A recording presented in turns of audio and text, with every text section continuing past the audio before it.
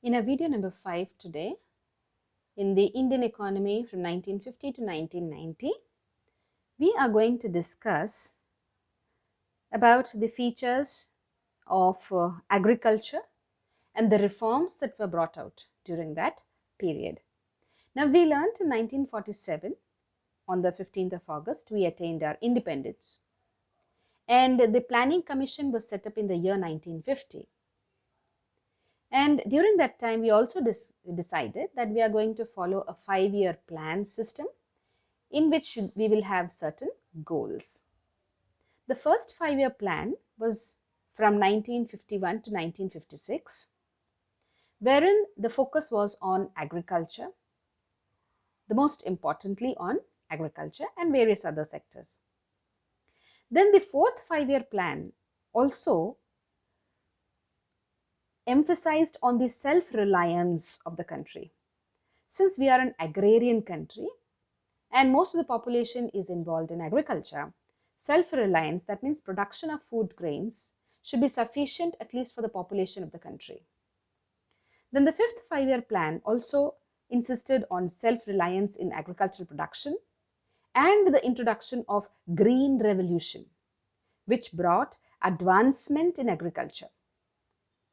Now, at that point of time, the planners thought that we would attain a 4.4% of GDP, whereas after the introduction of the Green Revolution, the GDP contribution was 4.8% as compared to 4.4% as was planned. Let's now look at the agrarian reforms that were brought out during that period. Now, agriculture is of utmost importance in countries like India because agriculture makes a significant contribution to GDP. Then it's also a source of employment since 50% of the worker population in India is engaged in agriculture. Then agriculture also supplies industrial raw materials for the industries. Then it also contributes to international trade. India exports products like tea, jute, cashew nuts, tobacco, coffee, spices, and such materials. However, there are some points of concern. What are they? They are the low productivity per hectare of land when we compare to the advanced nations. Then we also have disguised unemployment in countries like India, and this is what reflects the backwardness of and poverty. The other concern is that we are a monsoon country. We depend on rainfall. So growth process fails to be stable. And the other point of concern is lack of modern inputs. Since the bulk of the farming population in India is extremely poor, lack of modern inputs leads to low productivity and hence backwardness. So these are some of the concerns. So let us see what were the agrarian reforms that were brought about during that period. So there were institutional reforms or the land reforms, in which there was abolition of intermediaries, land ceiling, that is redistribution of land, ownership of the land holdings. Then there were technical reforms. Technical reforms included the use of the high yielding variety seeds, use of machinery, pesticides to control the pests, and fertilizers to improve the quality of the soil. Then we also had general reforms, that is, which looked into the expansion of irrigation facilities, credit for farmers, and then marketing procedures, and the price support policy by the government. So these were some of the reforms that were brought, and let's look at them one by one. Now, under the agricultural sector, the first reform is the land reforms. This was to abolish the intermediaries. What do we understand by intermediaries? They are those people who are, called as zamindars.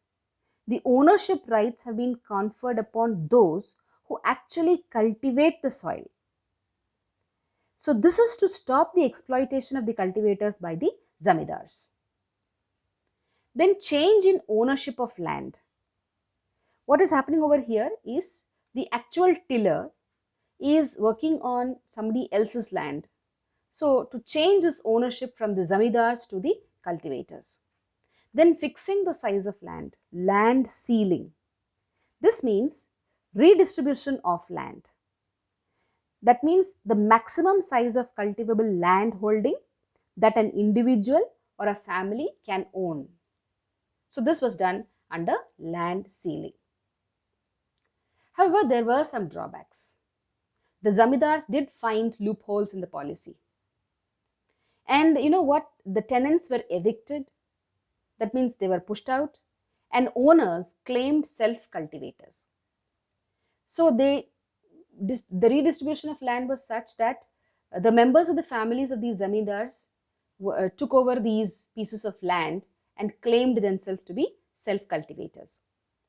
Then landlords delayed implementation and registered on their names because they had connections with the higher authorities, so they could influence those people and stop the implementation and got those lands registered on their names. However, Kerala and West Bengal were two states which were very successful in implementation of this land ceiling or the land reforms. M.S. Swaminathan brought in a revolution in the agricultural system and converted it into an industrial growth or industrial system. What does it mean? It means that a large increase in production of food grains took place using the high yielding variety seeds for crops like wheat and rice. Use of pesticides and fertilizers was encouraged because the lands had become barren during the British period, and they were encouraged to use pesticides and fertilizers in the right quantity to improve the fertility of the soil and to also protect the crops from pests. Why was this thought of? Why Green Revolution?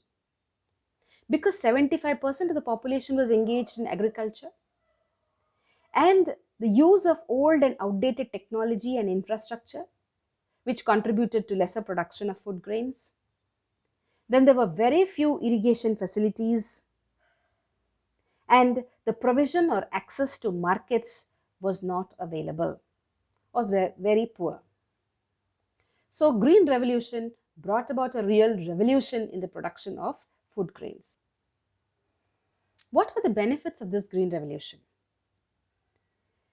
The benefits were that it increased in marketed surplus. That means a good proportion of rice and wheat was produced during the Green Revolution period, which was sold by the farmers in the market. And as a result, it increased the farmers' income. Secondly, there was decrease in the price of food grains because a lot of food grains is marketed surplus. So there was decrease in the price of food grains. And this benefited the low income groups. The low income groups spend a large percentage of their income on food. Hence, it benefited this section of the people. Then the government also could maintain buffer stock because of the sufficient amount of food grains that were produced. And also, the buffer stock is used in times of famine or any emergency in the nation.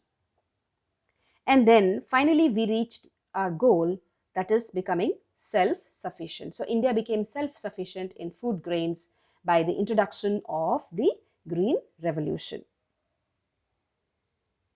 However, it also had the other side. Let's look at the critical evaluation of the Green Revolution.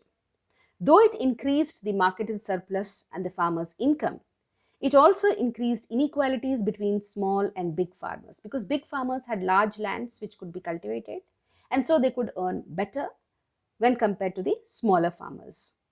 So the inequalities between the small and the big farmers increased. The use of XIV seeds or high yielding variety seeds benefited only wheat growing states. These wheat growing states are Punjab and Haryana, which have the alluvial soil. So they benefited those regions only. Then because of the surplus, there was also the danger of, being prone to pest attacks.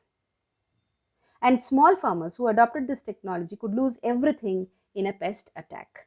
So those were the um, you know the critical evaluation or the drawbacks of the green revolution.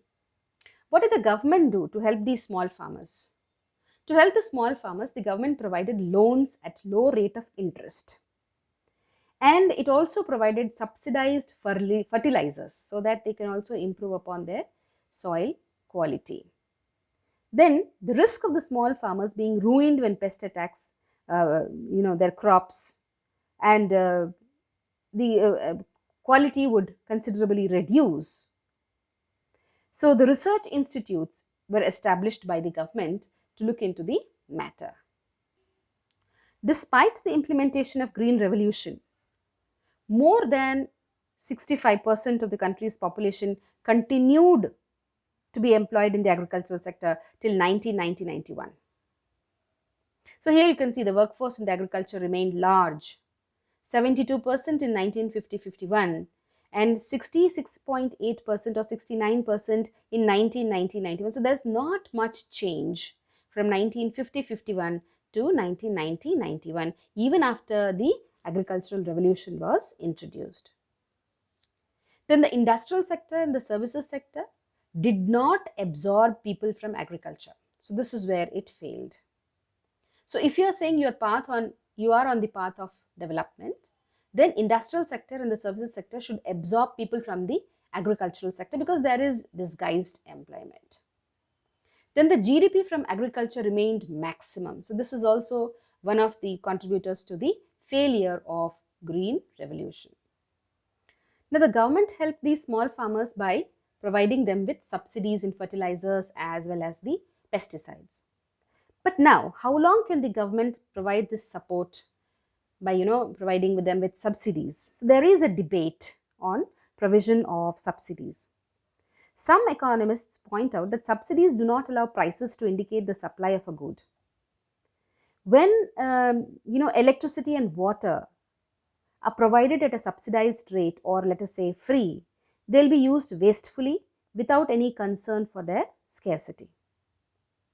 So here there are some points against providing with subsidies. That is, with developed technology it should be eliminated, and it benefits fertilizer industry also. Subsidies also benefit fertilizer industry. It does not directly benefit the farmer but also benefits the fertilizer industry. Then a huge burden on government finances.